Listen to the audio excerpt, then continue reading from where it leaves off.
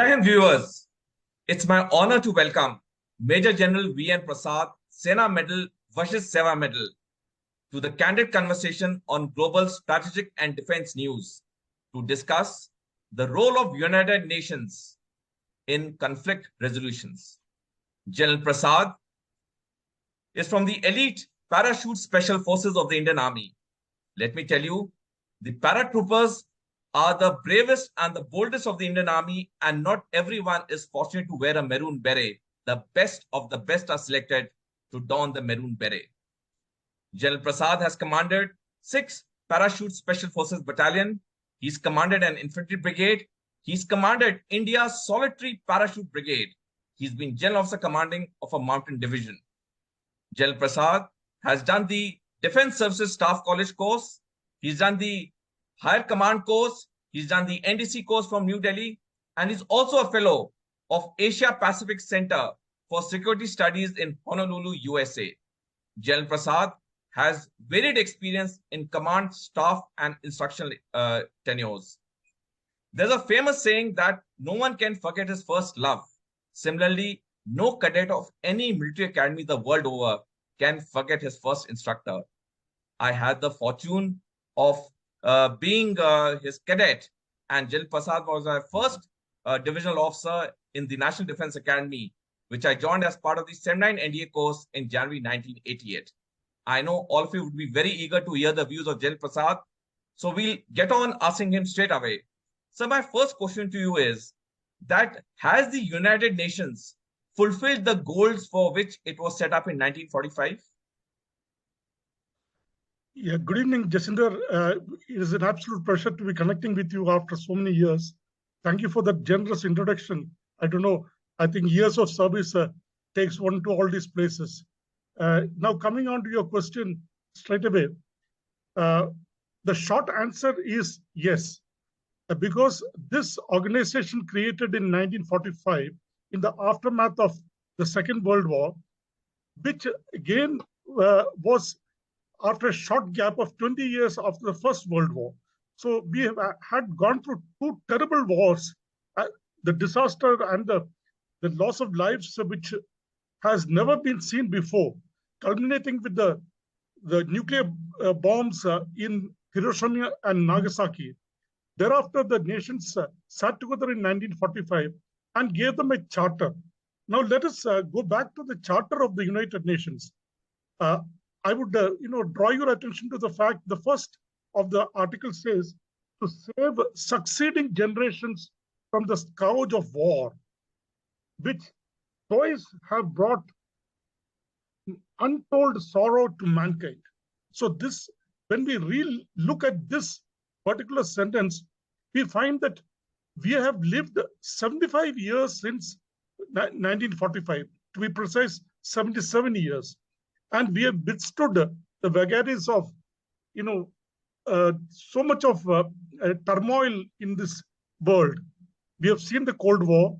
We have seen nations going nuclear. We have seen terrible effects of terrorism globally. Despite all this, we still haven't come to a world war, which is what the United Nations was formed to mitigate or to avoid. To that extent, I would emphasize that 75 years of stability in the era of turmoil, we must give credit to the United Nations. That's really very interesting to hear from you, sir, because in some of the discussions that I've been to, the speakers are very vehement about the failure of United Nations. But it's been very heartening to listen to you, sir, and the examples you have quoted. You're very right, sir, that the biggest achievement of United Nations has been that it has prevented a World War III. So India sends many troops from the Army, Navy, and Air Force for the UN peacekeeping. And you, as part of the Director General Military Operations, would have also seen many battalions and formations go for UN peacekeeping missions. So how do you feel has been the performance of the Indian Army or the Indian Armed Forces in the UN peacekeeping missions? Yeah, that is a subject very close to my heart, because as in one of my appointments in the MO Directorate, I was dealing directly with the logistics and the operational deployment of the UN peacekeeping forces. operational deployment when the troops get into a battle-like situation, like we found it in Sierra Leone, the Operation Kukri. Now that part of it is handled by the MO Directorate, as you are well aware. To that extent, I have been well connected with the deployment and the performance of our troops in peacekeeping. I would say India has done splendidly well in the deployments that it has taken so far. Most battalions have come out with flying colors, given the commendation cards or the trophies by the force commanders and so on. It is, I would say, I don't think there is any other nation which would have contributed so much to the peacekeeping, sacrificed so much, and done so well. We could be proud of the peacekeeping record of Indian Army and in fact, Indian Armed Forces. Well, sir, that's very well answered and really heartening to see the performance of the Indian Armed Forces in the United Nations.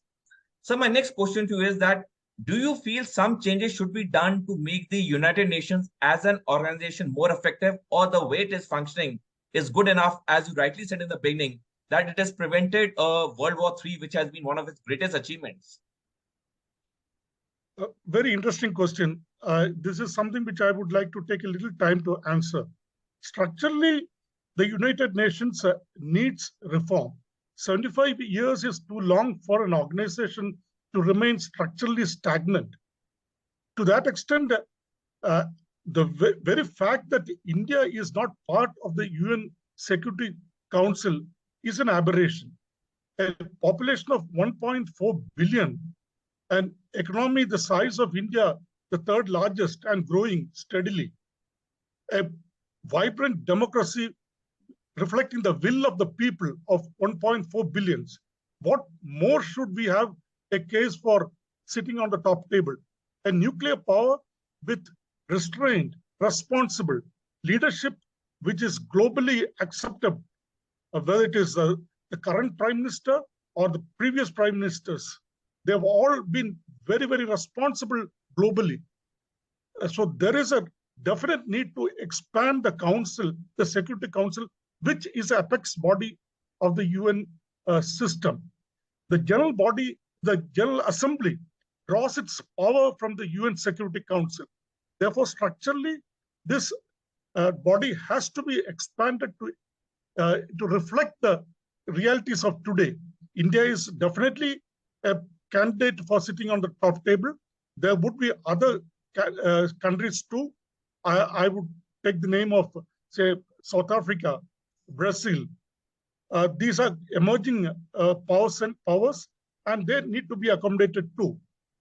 Therefore, once there is a larger body of Security Council, possibly it will give much more representation, much more balance of power, and therefore the decisions would be globally more acceptable and more implementable. Well, I totally agree with you, sir. That 75 years is a long time to not have any structural changes. So my last question to you is that, is there really a need to continue with United Nations, or smaller organizations and alliances like Quad, BRICS, SEO will fill in the vacuum in case the United Nations is disbanded? Jacinta, I have a different view. I think these bodies or these organizations that you just mentioned, these have got a limited, narrow perspective and limited, narrow purpose. Whether it is regional groupings or economic groupings. These are just that. They are not really political or in nature to accommodate the global view of or the charter of the United Nations. I think the United Nations, with some amount of reforms, would see through the next 50 odd years.